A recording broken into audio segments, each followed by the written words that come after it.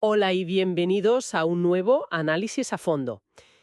Para quienes nos escuchan habitualmente, ya saben que nos encanta desmontar mitos. Y hoy, bueno, hoy tenemos uno gigante sobre la mesa. Hola, ¿qué tal?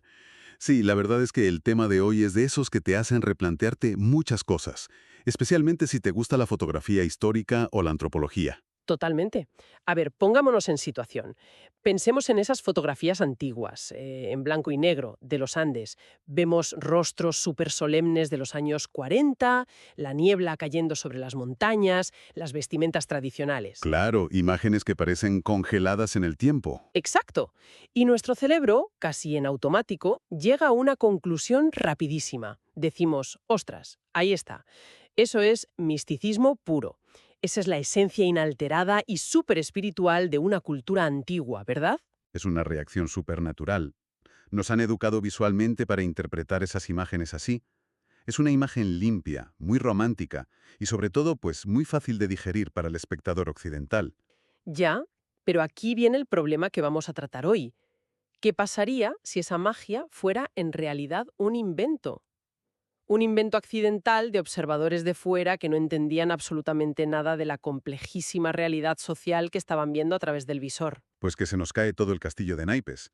Y esa es exactamente la fricción que vamos a explorar hoy. Durante décadas, la academia y el público general han consumido estas imágenes asumiendo que el fotógrafo era una especie de notario de la realidad. O sea, alguien que simplemente documentaba la verdad objetiva sin filtros. Eso es.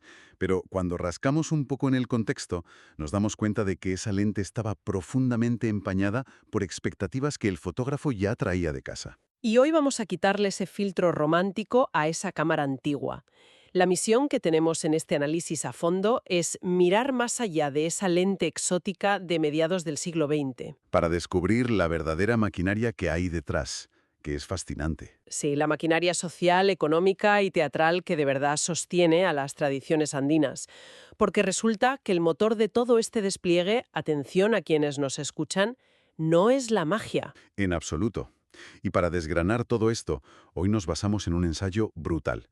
Se titula Pierre Berger en los Andes, del misticismo al teatro social, y está escrito por el investigador José Carlos Astete Ortiz de Urué. La contundencia que tiene.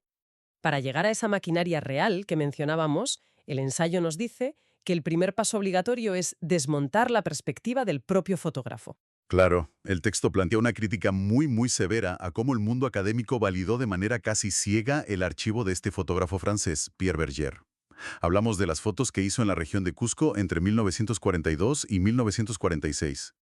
Y el autor habla de un sesgo eurocéntrico monumental. O sea, llega alguien de fuera con una cámara, dispara unos cuantos carretes y de repente, ¡pum!, los círculos intelectuales le ponen la medalla de descubridor. Descubridor de algo que paradójicamente la población local llevaba haciendo y organizando toda la vida. Es un poco absurdo si lo piensas. Es muy absurdo. Astete Ortiz de Orue es muy directo y afirma que Berger no aportó ninguna innovación a la cultura andina. Operó bajo la figura de lo que él llama un turista ilustrado. Ese concepto es la clave de bóveda de esta primera parte. El turista ilustrado. ¿Y qué implica exactamente esa etiqueta en este contexto? Pues, a ver, no estamos hablando de alguien que viaja con la intención genuina de comprender la red de relaciones sociales o políticas de una comunidad. El turista ilustrado, en el fondo, viaja para confirmar sus propios prejuicios sobre lo exótico. Ya, o sea que iba buscando lo que él quería ver. Exactamente. Fíjate en la época. Estamos en la década de los 40. Europa estaba sumida en el desastre absoluto de la Segunda Guerra Mundial y en una crisis brutal de sus valores occidentales. Claro, madre mía, necesitaban escapar de esa realidad. Eso es. Había una necesidad psicológica muy fuerte en Europa de encontrar supuestos paraísos perdidos, lugares donde el ser humano conservara una especie de pureza primigenia, lejos de la destrucción industrial. Y Berger proyectó esa necesidad directamente sobre los Andes. O sea, no es que fuera un villano intentando engañar a todo el mundo a propósito, es que llevaba puestas las gafas de su época, buscaba el mito del buen salvaje. Tal cual. Veía lo que su bagaje cultural le dictaba que debía ver. Pues mira, leyendo esta parte del ensayo, la imagen que me vino a la cabeza es súper moderna. Es que es la mismísima dinámica de los influencers de viajes que saturan hoy las redes sociales. Ostras, es una analogía buenísima. Totalmente. Es que, piénsalo, Van a un país lejano, le meten un filtro sepia o así como melancólico a todas las fotos en Instagram. Encuadran la cámara con muchísimo cuidado para dejar fuera de la foto el cajero automático, el poste de la luz o la furgoneta de reparto. Claro, borran todo rastro de modernidad. Exacto.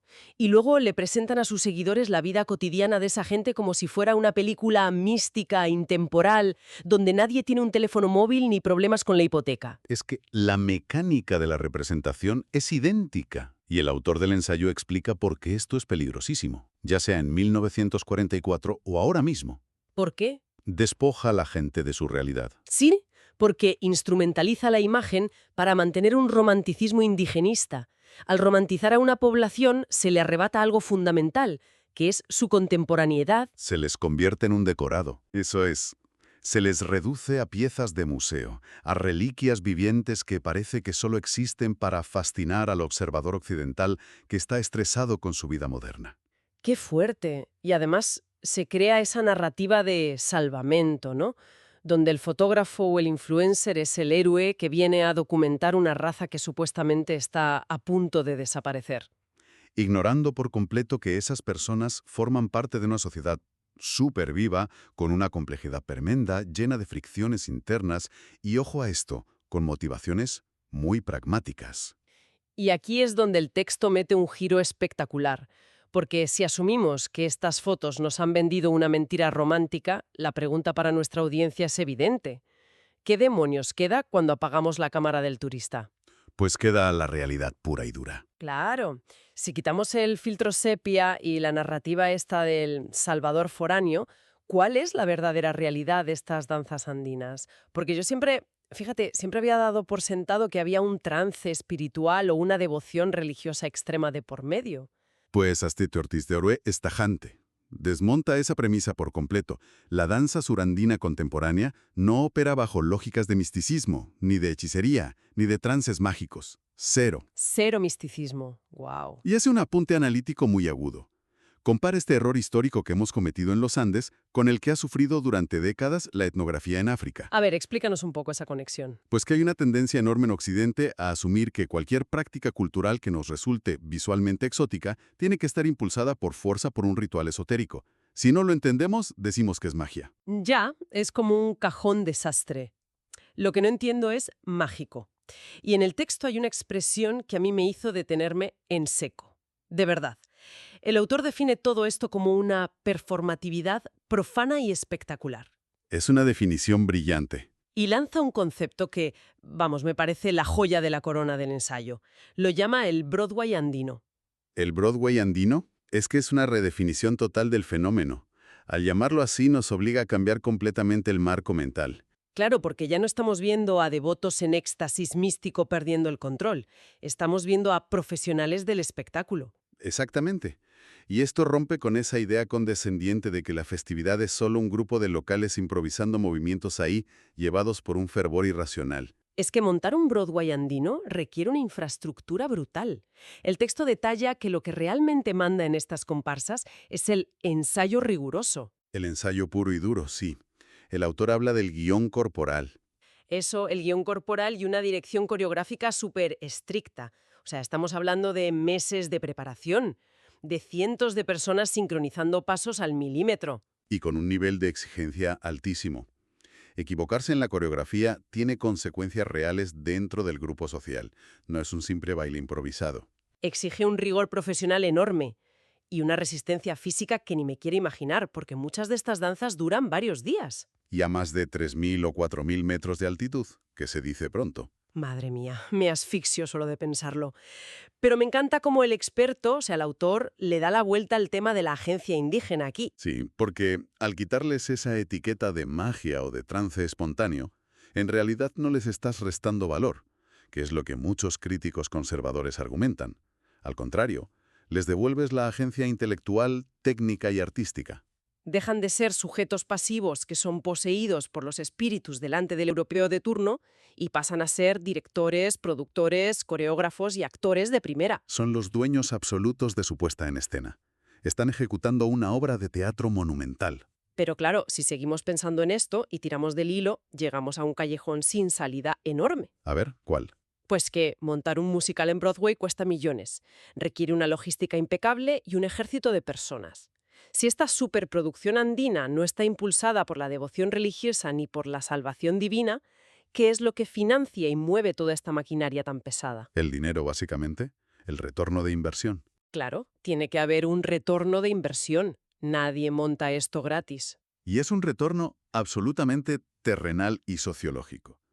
El motor que sostiene toda esta infraestructura es lo que el autor denomina la economía de prestigio. Economía de prestigio, me lo apunto. Sí, la festividad no es un espacio aislado para rezar, actúa como una plataforma secularizada. Es un inmenso escenario público diseñado específicamente para la ostentación de capital económico y simbólico, O sea, para presumir de dinero y de estatus delante de todos. básicamente, y a través de un gasto visible y totalmente desmesurado. ¿Y cómo se materializa esa ostentación en los días de la fiesta? ¿En qué se gastan el dinero exactamente? Pues el ensayo detalla varios mecanismos precisos. Por ejemplo, el alquiler de la indumentaria suntuaria. Son trajes hechos con hilos preciosos, pedrería, bordados de lujo que cuestan una auténtica barbaridad. Ostras. A eso súmale la contratación de los mejores marcos musicales. Grandes bandas de metales que cobran tarifas altísimas por tocar sin descanso durante días. Y comida y bebida, me imagino. Por supuesto, el consumo masivo es vital. Tienen que proveer comida abundante y alcohol a raudales, no solo a la comparsa, sino a gran parte de la comunidad. ¿Y el que paga todo esto? ¿El que asume ese cargo? El llamado carguyoko o mayordomo de la fiesta. Esa persona está haciendo una demostración pública e incontestable de su inmenso poder adquisitivo. Vale, a ver si consigo aterrizar esta idea con algo más cercano a nuestra cotidianidad urbana para quienes nos oyen. Básicamente, la lógica sería muy similar a la de alguien que reserva la mesa VIP más exclusiva en un club nocturno carísimo. Totalmente.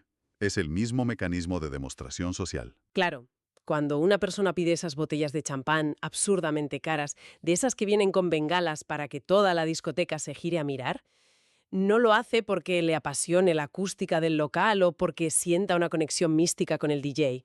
Obviamente no.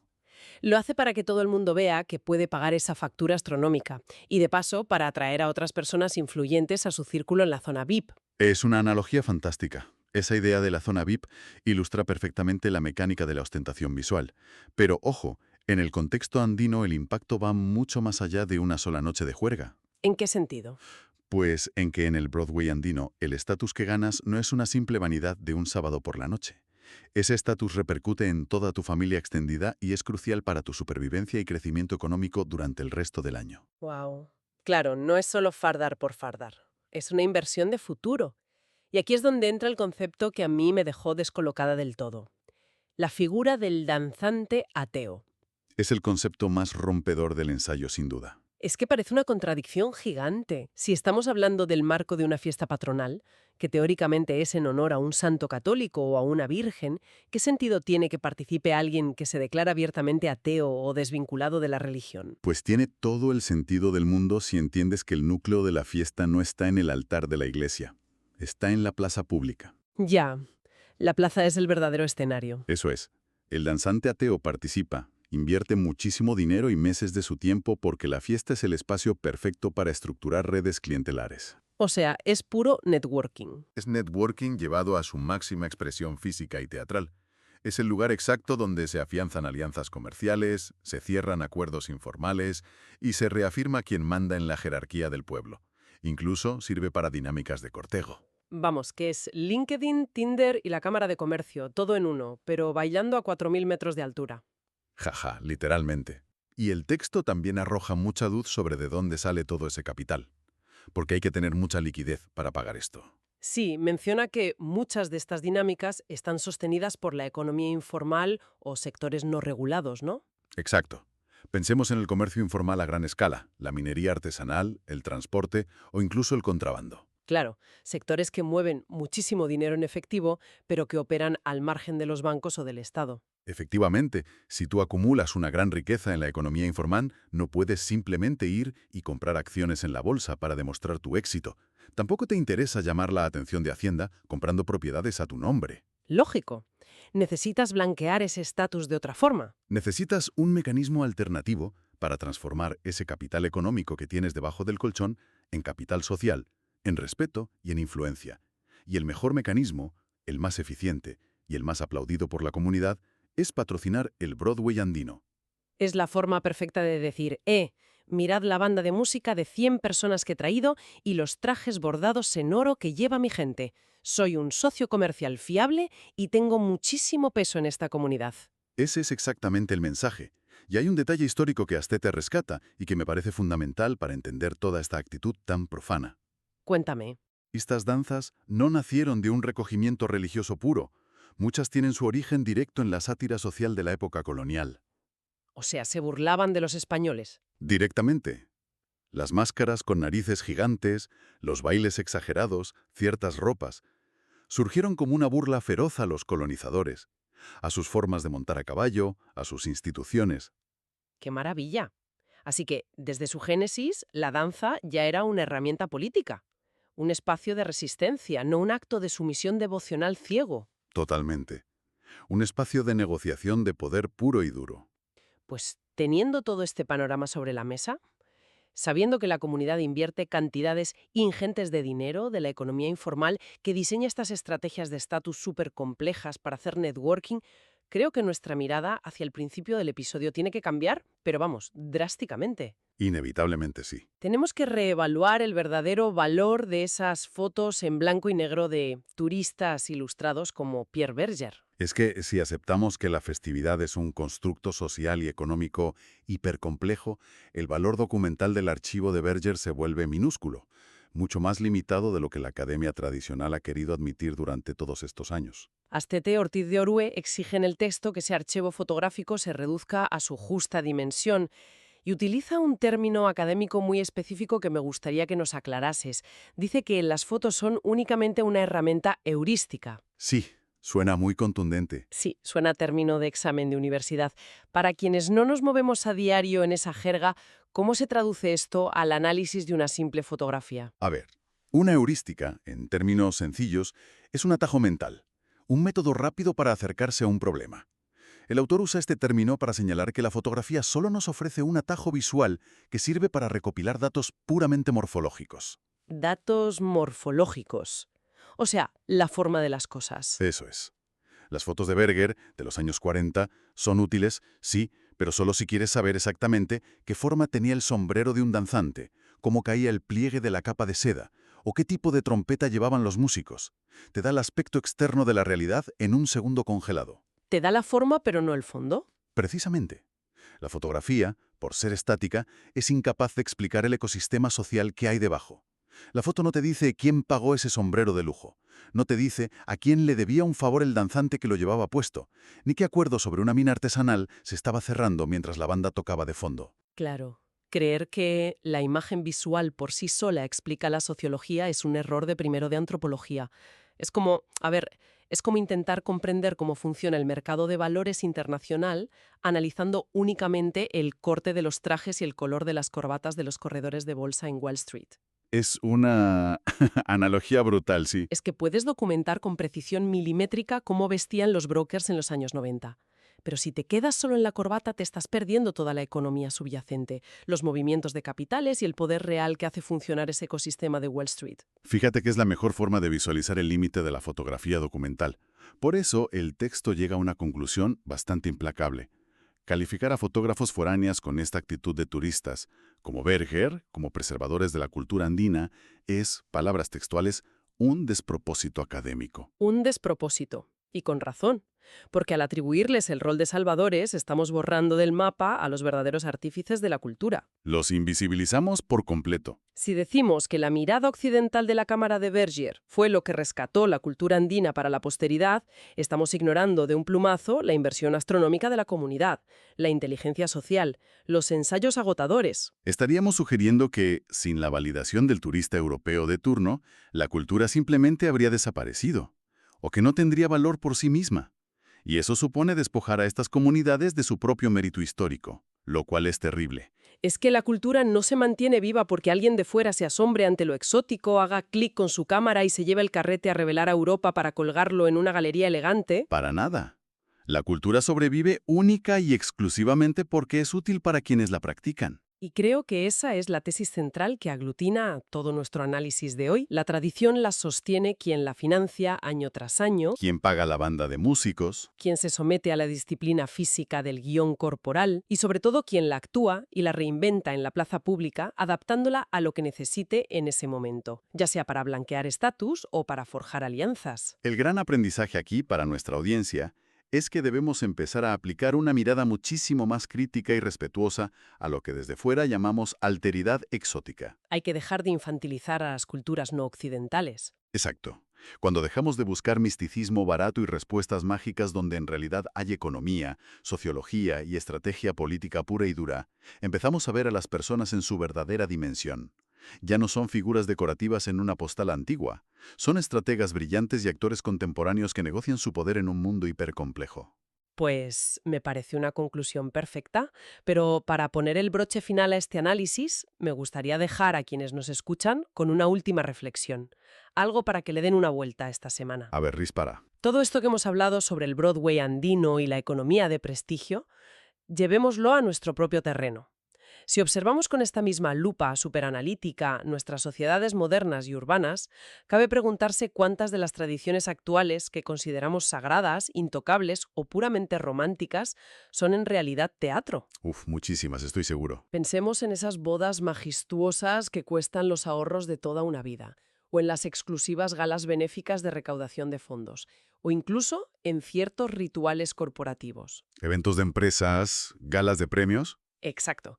¿Cuántas de estas tradiciones tan nuestras son en el fondo una excusa brillante y socialmente aceptada para que ciertos grupos demuestren su poder adquisitivo y tejan sus propias redes clientelares en el gran teatro de la vida moderna? Es que al final somos todos muy parecidos. Exactamente. Así que la próxima vez que veamos en redes sociales una fotografía deslumbrante capturando un momento cultural, sea donde sea, la pregunta más interesante no es qué filtro le han puesto, sino quién sostiene realmente la cámara y, por encima de todo, quién está pagando la factura de ese gigantesco espectáculo. Es una reflexión estupenda. Ha sido un análisis súper enriquecedor hoy.